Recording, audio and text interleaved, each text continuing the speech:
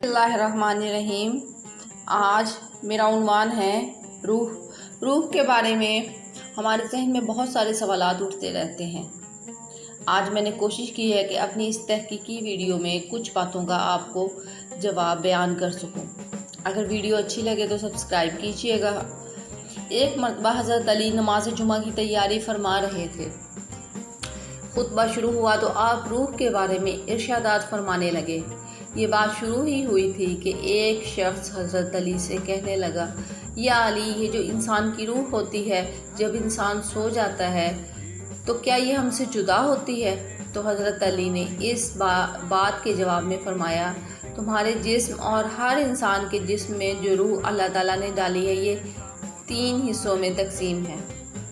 पहला हिस्सा इंसानी जिस्म में रहता है और दूसरा हिस्सा इंसान के वजूद से बाहर यानी बरज़ुख में अपने आप को देख रहा होता है, जबकि रूह का तीसरा हिस्सा इंसान के जिस्म से जुदा तब होता है जब अल्लाह ताला चाहता है या जब इंसान सो जाता है। लिहाजा अगर वो इंसान नेकोकार है और अल्लाह ताला की फरमाबरदारी करता है तो जब रूह जिस्म से जुदा होती है तो वो ऐसे आलम में चली जाती है जहाँ पर अल्लाह ताला ने जिन्नात और इंसानी रूहों के माबैन एक रास्ता बनाया होता है। ये रूह जब वहाँ पहुँच जाती है तो इंसान को ख्वाब आने लगते हैं और वहाँ इस रूह को जो आगे दुनिया में पेश होने जा रहा होता है उसके मुतालिक ख्वाब आना शुरू हो जाते हैं। और अगर इंसान गुनहगार है, अल्लाह ताला का नाफरमान है, वो लोगों पर जुल्म करता है तो अल्लाह ताला के बताए हुए रास्ते पर नहीं चलता तो इसकी रूह हम में कैद हो जाती है, यानी कि जिस्म में कैद हो जाती है और ख्वाब में कुछ नज़र नहीं आता। अगर इंसान नेक है, अल्लाह ताला का फरमाबरदार है तो अल्लाह ताला इसे एक इल्म अता करता है जिसे इल्म नाइला कहते हैं। इस इल्म में ऐसी ताकत है, अगर इंसान जब चाहे जहाँ चाहे मर्जी आ जा सकता है और अपने तसव्वुर में किसी भी हालत में इसको देख भी सकता है। ये मुमकिन होता है जब इंसान अल्लाह ताला के करीब रहता है, इसकी अताअत करता है और इसके हुक्म को बजा लाता है। और जब ये इल्म नाइला अपने बुलंद तरीन मकाम को पा लेता है तो इंसान जब चाहे जहाँ चाहे जा सकता है। लिहाजा हर शय की कैद से इसे आज़ादी मिल जाती है, यानी अल्लाह ताला इससे इस कदर राज़ी हो जाता है कि इसे ये इल्म अता करता है।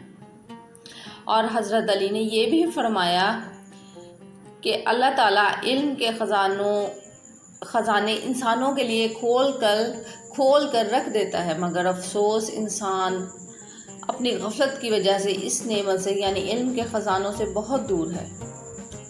नींद के दौरान रूह का बदन से निकलना, इस हवाले से कुरान पाक में इरशाद फरमाया गया है। सूरतुल ज़हर में अल्लाह ताला ने इरशाद फरमाया है कि अल्लाह ताला जानों को इनकी मौत के वक्त कब्ज़ कर लेता है और इन जानों को मौत नहीं आई है, इनकी नींद की हालत में इनको रोक लेता है जिन पर मौत का हुक्म सादिर हो चुका है और दूसरी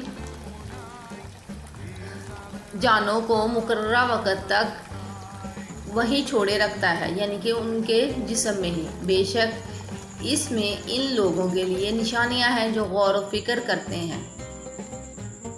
रूह की 2 किस्में हैं, एक हैवानी और दूसरी सहरानी।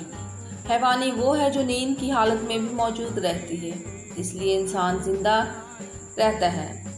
अगर ये मर जाए तो इंसान भी मर जाता है, जिस्म से इसका राब्ता टूट जाता है।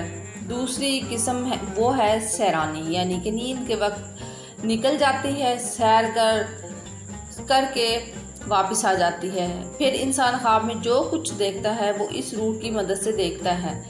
ये घूमती फिरती है बयाबानों में, सहराओं में, रेगज़ारों में, हर जगह पे ये रूह जहाँ जाती है घूमती फिरती है। फिर इंसान जब नींद से बेदार होता है तो ये रूह फ़ौरन एक पल से भी पहले वापस आ जाती है। अल्लाह ताला हर चीज़ को पैदा करने वाला है और रूह भी मखलूक़ात की तरह एक मखलूक है। इस हकीकत का इल्म अल्लाह ताला की खुसूसियात में से है। جس طرح حدیث پاک میں ہے، عبداللہ بن مسعود بیان کرتے ہیں کہ میں ایک دن نبی کریم صلی اللہ علیہ وسلم کے ساتھ ایک جگہ تھا اور نبی کریم صلی اللہ علیہ وسلم یعنی ایک کھیت میں آپ تھے، کھجور کی چھڑی کا سہارا لیے ہوئے تھے۔ اچانک وہاں سے یہودیوں کا گزر ہوا، ایک دوسرے سے کہنے لگے کہ ان سے روح کے بارے میں سوال کرو۔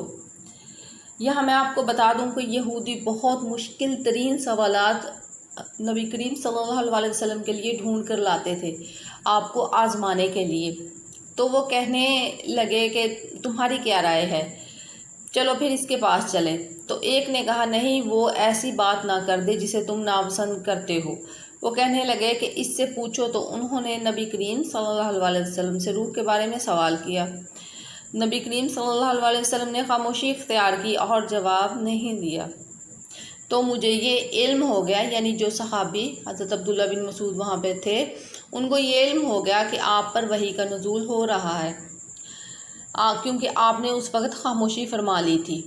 تو میں اپنی جگہ پر ہی کھڑا ہو گیا، وحی کا نزول ہو چکا۔ تو نبی کریم صلی اللہ علیہ وسلم نے فرمایا، اور وہ آپ سے روح کے بارے میں سوال کرتے ہیں، آپ کہہ دیں کہ روح میرے رب کا حکم ہے اور تمہیں تو بہت ہی کم علم دیا گیا ہے۔ یہ روح کے بارے میں چند ایک معلومات تھیں جو میں نے آپ تک وہاں پہنچائی۔ اس کے علاوہ روح کا ٹاپک اتنا وسیع ہے کہ اس پہ اب سائنس بھی ریسرچ کر رہی ہے اور وہ اب تک پوری طرح اس کو کھوج نہیں سکی۔